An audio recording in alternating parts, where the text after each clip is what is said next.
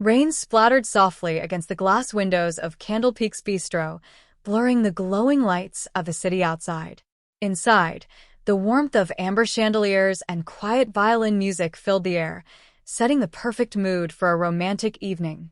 But for Daniel Hayes, a 34-year-old single father who barely had time to sleep, a romantic evening was the last thing on his list.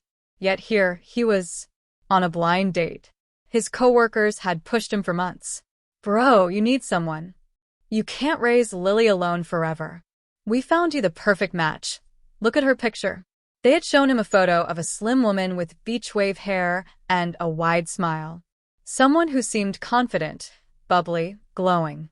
Someone completely opposite of the heaviness he carried in his heart since his wife passed away.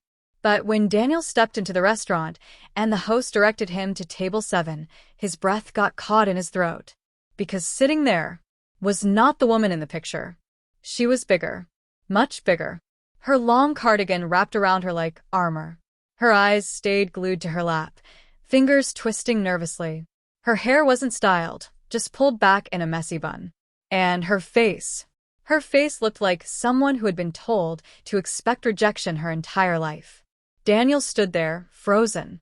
For a moment, just a moment, he understood. His coworkers hadn't set him up on a blind date. They had played a cruel joke. His chest tightened painfully.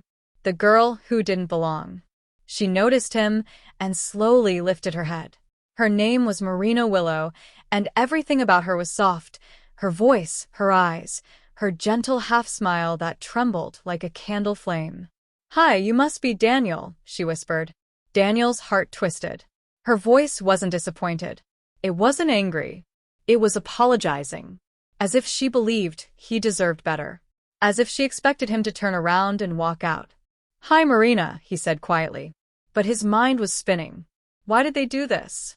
Why show him a different woman's picture? Why lie, just to humiliate someone who is already hurting? He sat down anyway. Marina looked shocked. Almost afraid. You didn't have to sit," she murmured, her hands trembling slightly. I understand if you want to leave. Most guys do when they see me." Daniel's breath hitched. Most guys? The cruel truth. Suddenly, 2 of his coworkers, Ethan and Troy, peeked in through the restaurant window, laughing, recording something on their phones. Daniel's jaw clenched. Heat burned behind his eyes. He understood the whole setup now. This wasn't a blind date. This was entertainment. A joke. A humiliation. And Marina was the target. She was taking shallow breaths, trying not to cry, trying to look unfazed. But her shoulders told the truth. They were shaking. She sniffed softly. "I know they didn't show you my real picture," she whispered. "They used the photo of my friend again." Again. That word stabbed right through him. "How many times?" Daniel asked softly. Her eyes finally met his. There was a lifetime of exhaustion in them. 4, she whispered. "But it's okay. I'm used to it." No. No. No. This was not okay.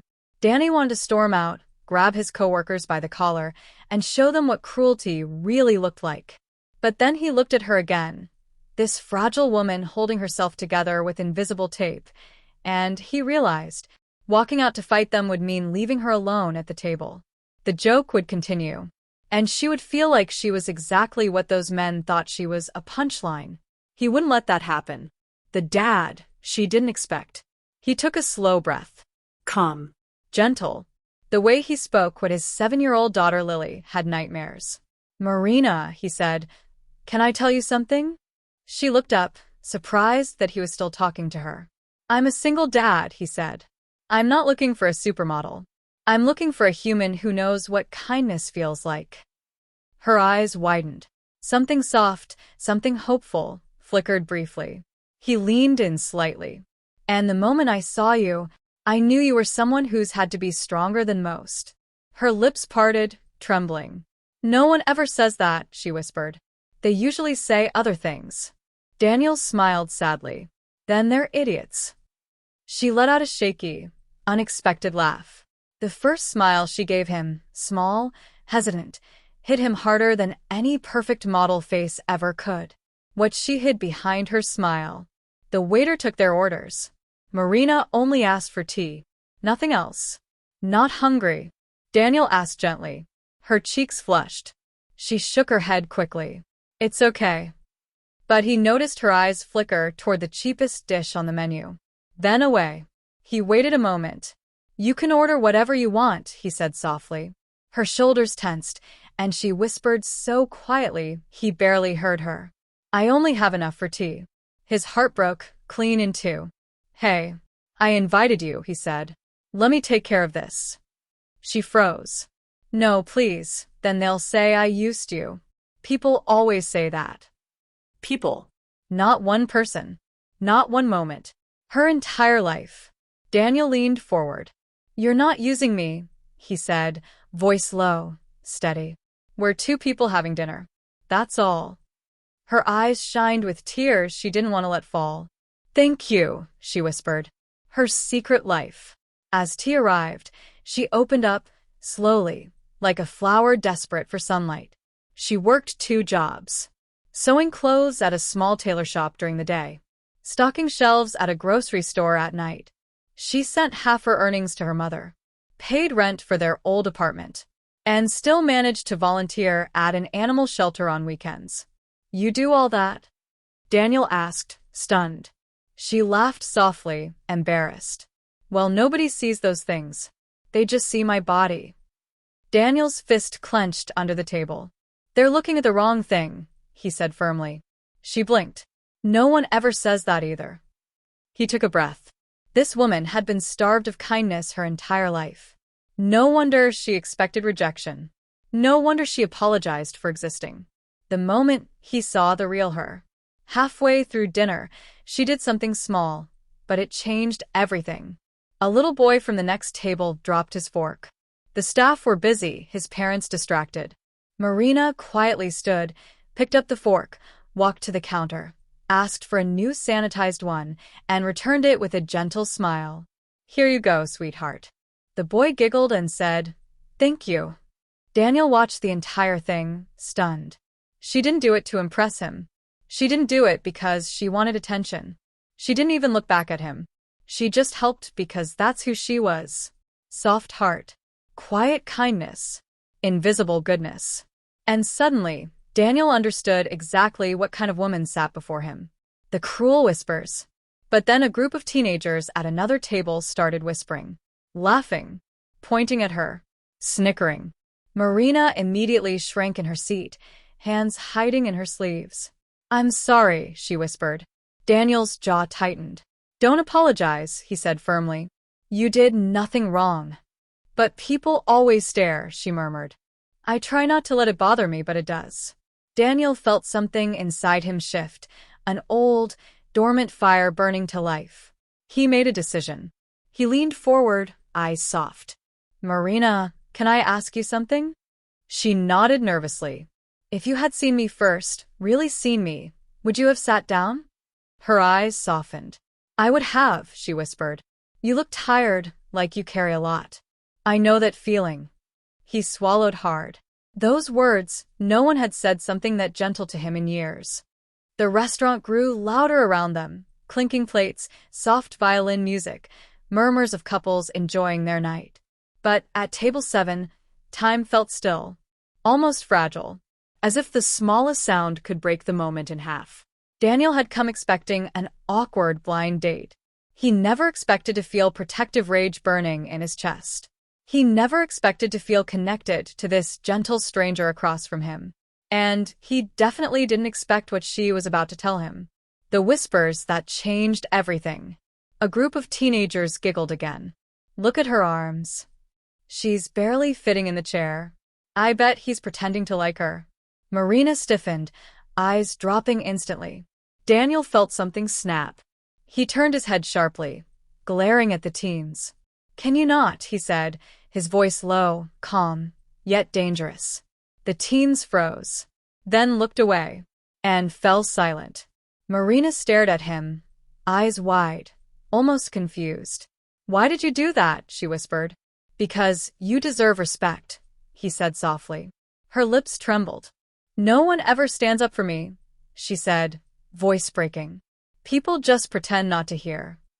Daniel leaned in. I'm not people. Her breath hitched. For a moment, she just stared at him, taking in the safety he offered, maybe for the first time in years. The uninvited guests.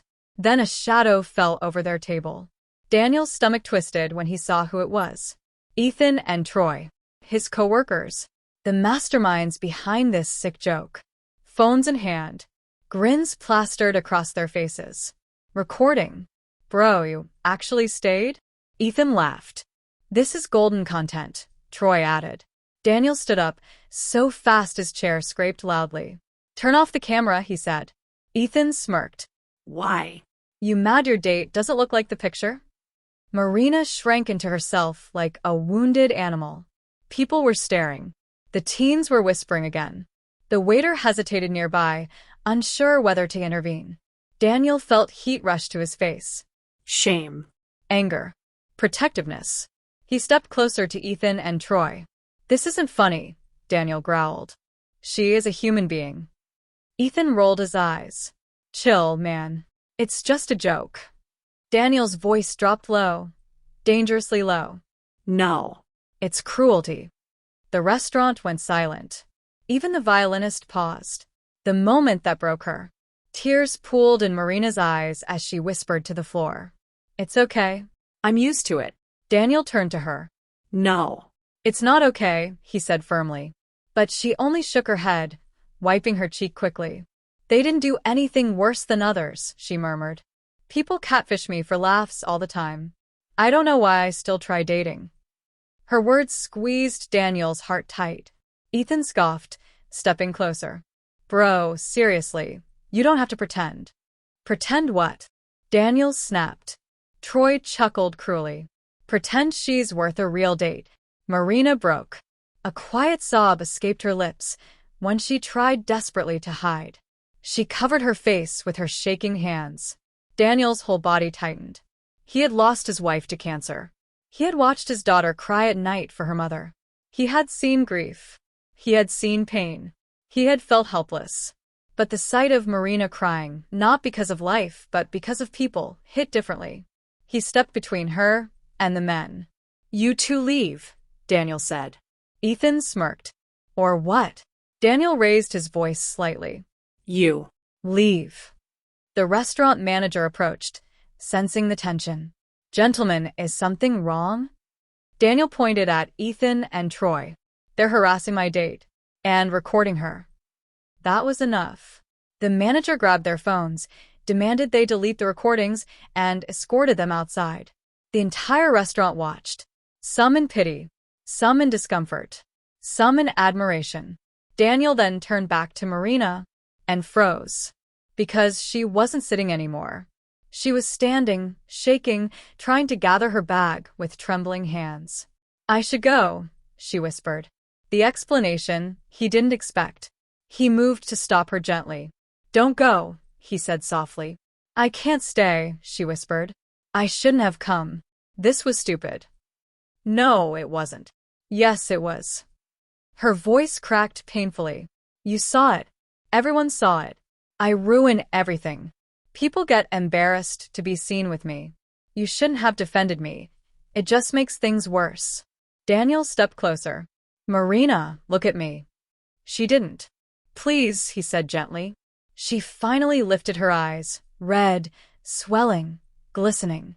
But behind them was a deep wound, one carved by years of being mocked, judged, dismissed. Why do people hate me so much? She choked. What did I do wrong by existing? Daniel's heart broke so hard he had to swallow to steady himself. You did nothing wrong, he said. She shook her head. You don't mean that. You're just being polite. No, I'm not. You'll leave too. You'll wake up tomorrow and realize I'm not worth the effort. Everyone does. Daniel took a breath, then slowly said, I know what being judged feels like. She blinked.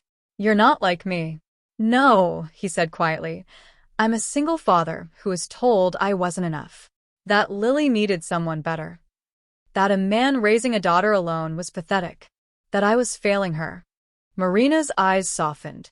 No, she whispered. You're not failing her. He smiled faintly. And you're not failing anyone either. Silence. Heavy. Emotional. Real. The weight she carried. Why do you expect rejection? He asked softly. She hesitated, then sighed. I wasn't always overweight, she murmured. Daniel listened quietly. My dad left when I was 9. My mom worked 3 jobs. I raised my little brothers. We had no money, no heat, sometimes no food. And when we did have food, I made sure they ate first. Daniel's breath trembled. So when I got older, she continued, food became comfort. My safe place. My friend. My way to feel something other than tired. Her voice cracked again. And every time I tried to lose weight, someone mocked me. On the street. At the gym. Even family. She laughed bitterly. Do you know what it's like to be bullied for trying to change? You give up. You accept what people say. And eventually you become invisible, except when they want to laugh. Daniel felt his throat tighten with emotion. And tonight, she said, voice trembling, I thought maybe, just maybe, it would be different. Her tears fell again. And then your friends laughed at me. They're not my friends, Daniel said firmly. Marina gave a small, broken smile. Thank you, but you don't owe me anything. I owe you kindness, he said, because you deserve it. And no one should treat you the way they did. She looked away, trying to hide how much that meant to her. The truth about her life. Daniel gently guided her back into her chair. Sit with me, he said softly. Just for a few more minutes. She hesitated, then slowly lowered herself. He waited until she breathed normally again before asking, why were you so scared to order food? Her lips pressed tightly. Last month, a man filmed me eating. Put it online. The video went viral. Daniel felt cold rage spread through him. What video? He whispered. She blinked back tears. Whale eats alone. That's what they titled it. His fists tightened at once. And after that, she whispered, voice cracking, I only eat at home. Or I skip meals. Marina, he breathed, horrified. She wiped her eyes. That's why tea is enough. No one mocks you for drinking tea. Daniel closed his eyes for a moment. This woman had survived cruelty he couldn't even imagine. And still she was gentle. Still she was kind. Still she cared for others. His chest ached with both pain and admiration.